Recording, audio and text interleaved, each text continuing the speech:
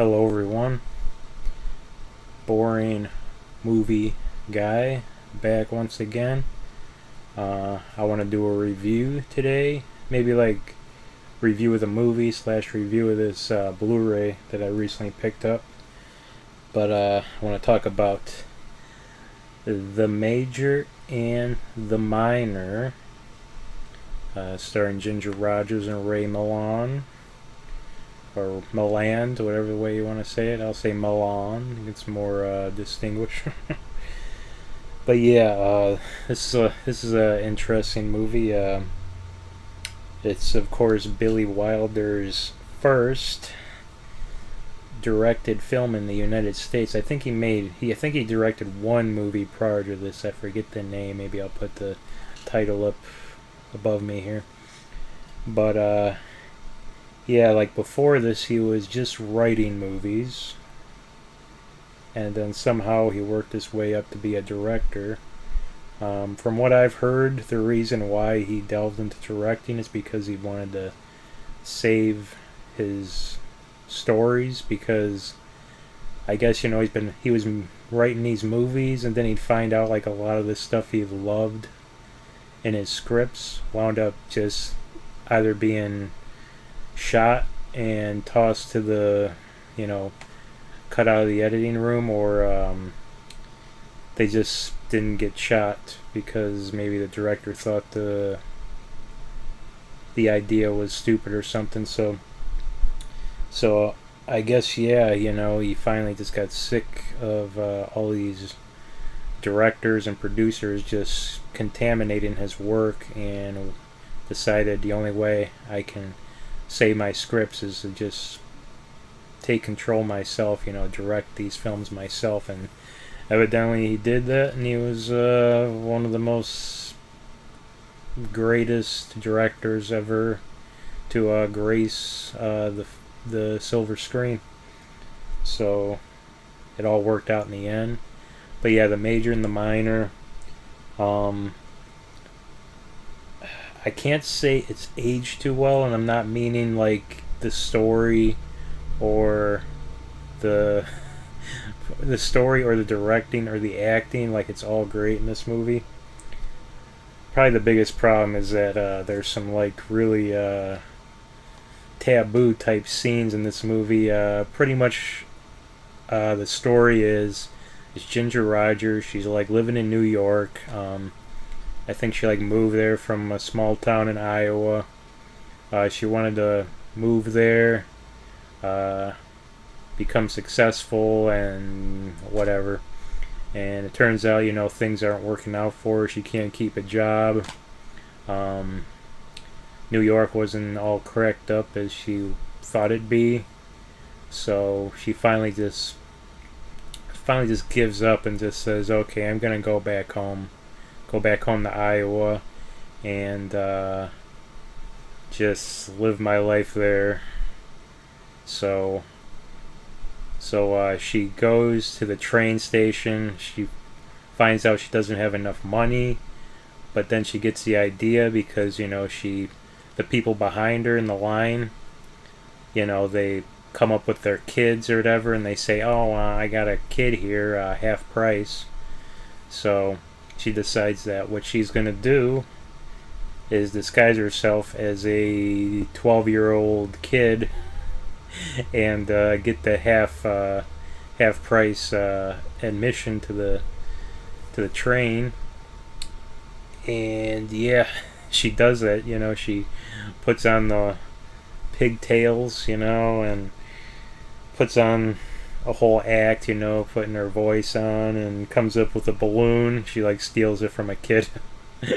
so yeah, she gets on the train, and she's disguised as a kid, and then the conductors find out, they kind of look at her, and so they're suspicious of her, and then they see her out on the caboose of the train, like out in the back of it, smoking.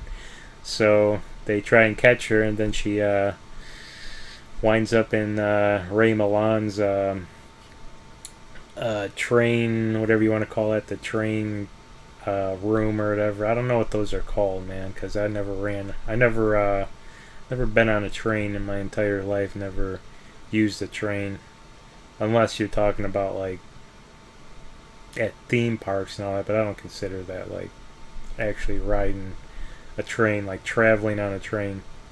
So she gets to she gets on Ray Milan's like room in the train, and he sort of just says, "Oh, don't worry about it. You can stay in my room for the night. I have 2 beds." And yeah, so what ends up happening is the train ends up getting stuck somewhere, completely stopped, and they have to, wait for the train to go. And Ray Milan's like fiance like drives all the way to where the train is, and she goes in and she finds Ginger Rogers, in Ray Milan's room, and she of course thinks that the two of them had a very risque type of night.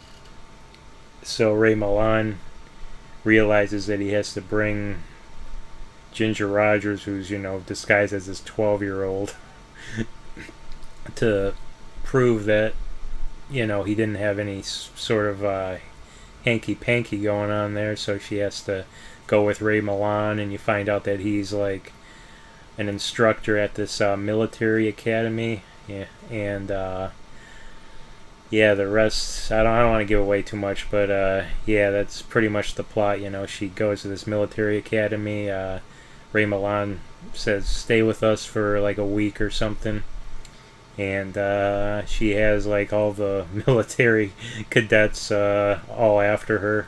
She's supposed to be around their age, all the military cadets. So yeah, as you can see, the plot's very comedic, but then it gets into like areas of Ray Milan's like starting to fall in love with Ginger Rogers, even though she's supposed to be like 12 years old. And you're sort of like sitting there watching these scenes, and you're like, this isn't going, it's not translating well, especially in this day and age where pedophilia is all around us, and it's very hard to watch those scenes. But at the same time, it's like, well, I guess she's not supposed to be 12, so. But still, it's kind of weird that he's like thinks that she's that age, and he's sort of like becoming like attracted to her, and it's like, okay. But Billy Wilder, he sort of liked to delve into those like kind of issues, like sort of like taboo subjects. I mean, with Love in the Afternoon, for instance, like Gary Cooper was like in his 50s, 60s at the time, and then he's like attracted to Audrey Hepburn that was like maybe in her 30s or 20s. I probably like 30s, I'd say. I don't know. It's God. She always looks so young, Audrey Hepburn, in every movie. So I don't know if she was probably in her 30s, but she could have been 20s. So he was delving in territory there about like way older guy and young girl falling in love, which at the time was kind of like another subject that was kind of like ew. But nowadays it's more accepted. You're seeing a lot of these couples getting together, and they have these huge age differences. And I guess as well, some like it hot. You got guys dressing up as girls at that time. That was another problem. Nowadays it's more accepted, but at the time it's kind of like that's subjects you don't want to touch at that period in our civilization. But yeah, what I like about this movie, it sort of is like a introduction to Billy Wilder, because there's a lot of themes in this movie that sort of kept up with like what he made later on.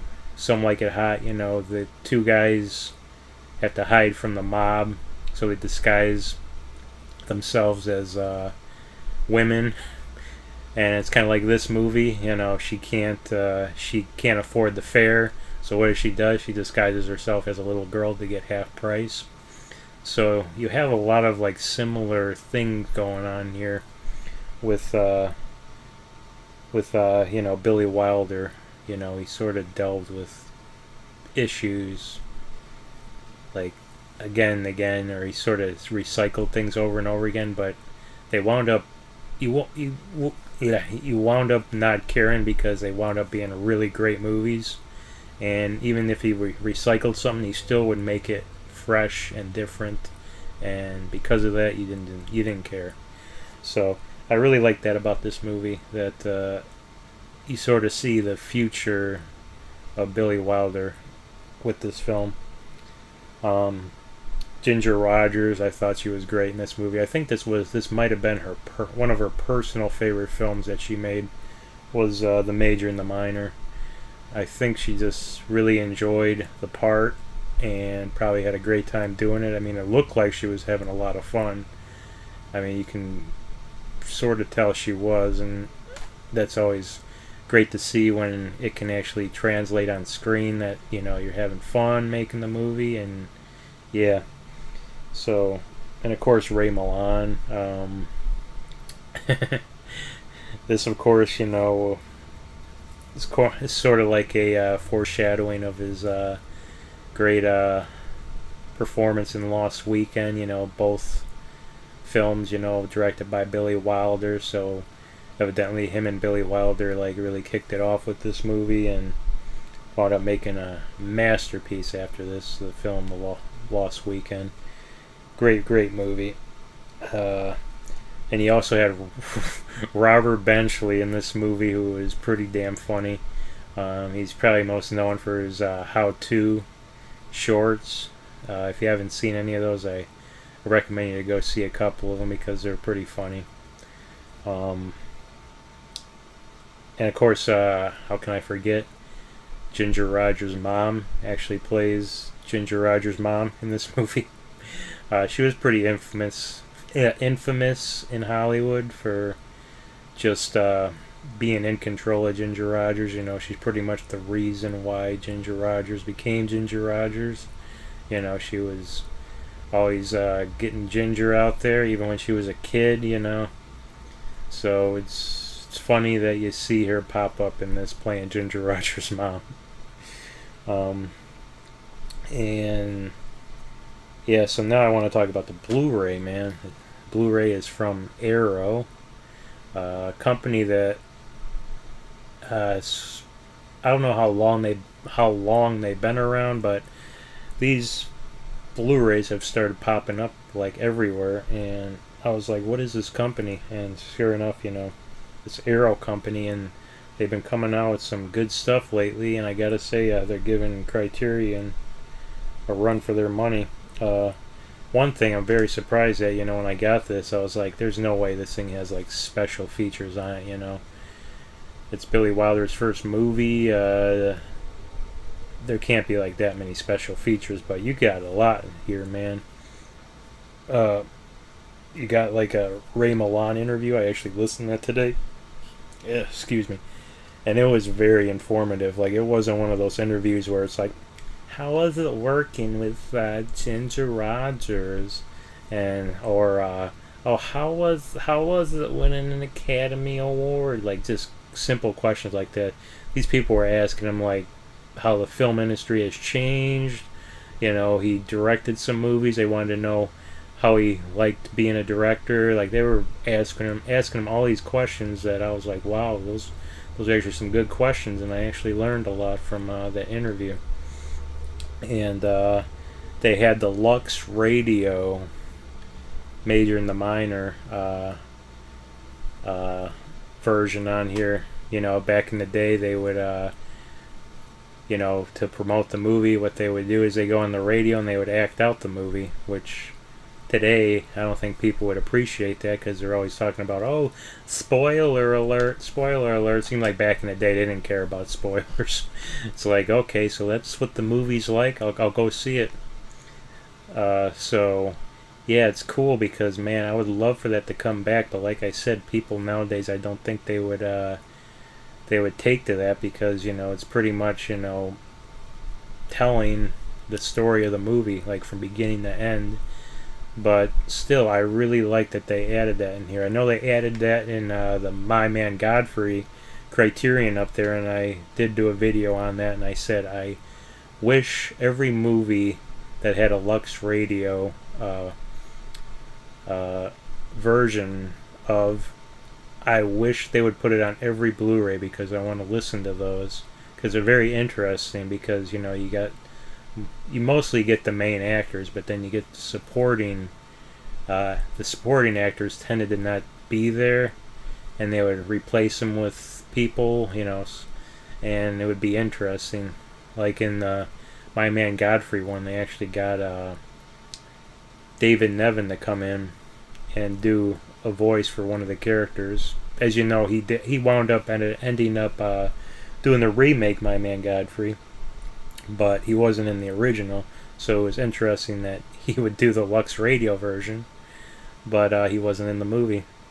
So yeah, I really like that they added that here. I wish every Blu-ray release of any like classic film that had a Lux Radio presentation, please put him on the Blu-ray. They also had this nice sort of interview with like this film critic, and he was very informative about this film. And then of course it has a commentary, but I really don't like to listen to commentaries from film critics, because I just feel like they're reading from a page. Like every single one that I listen to, a commentary that's by a film critic, yeah, it seems like they're just sitting there reading from a page, and you're just kind of like, can't you just watch it and just throw information out at us like that? Because that's why I like when the actors and the directors do it, because they just look at the film and they react to it. They're like, oh, I remember that day we shot this, I was doing this and this, and they'd bring up like crew members or something, or something stupid that happened on the set, and it's just like, you see, that's informative. But when a film critic or a film historian comes in and just reads off a page, you're kind of like, no, don't do that. So yeah, comment down below if you like film historian or film critic commentaries, and if I'm being a jackass, because I probably am. Then the other thing I love about Arrow, I've noticed because I bought a couple now, is that the DVD or the Blu-ray cover, when I got it, it had this one for the cover, but the thing is, you can turn it, or you can get the other side, which usually always has the original poster graphic on it, and I'm like, yes, this is exactly what I want. I wish Criterion would do this, but they're probably not. They're too they love their covers that they make for the movie, so that's probably never going to happen. But I love that Arrow does that, because one thing I used to collect was original posters, and I love original posters. So when a Blu-ray, like especially an old film like this, has its original cover, I think that's awesome, man. So I love Arrow. I'm going to be collecting more Arrow releases along with Criterion, so I'm going to be broke for the rest of my life. Major and the minor, like I said, the content of this film, the story, doesn't, like I said, some things don't translate well nowadays.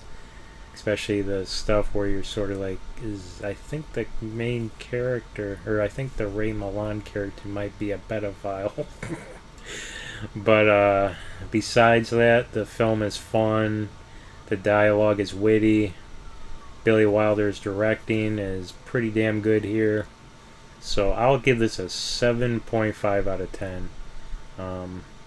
It's not as good as Billy Wilder's other movies, obviously, but it was a nice introduction to what was to come, and I love the performances in here. They're a lot of fun, and I love this movie. So 7.5 out of 10.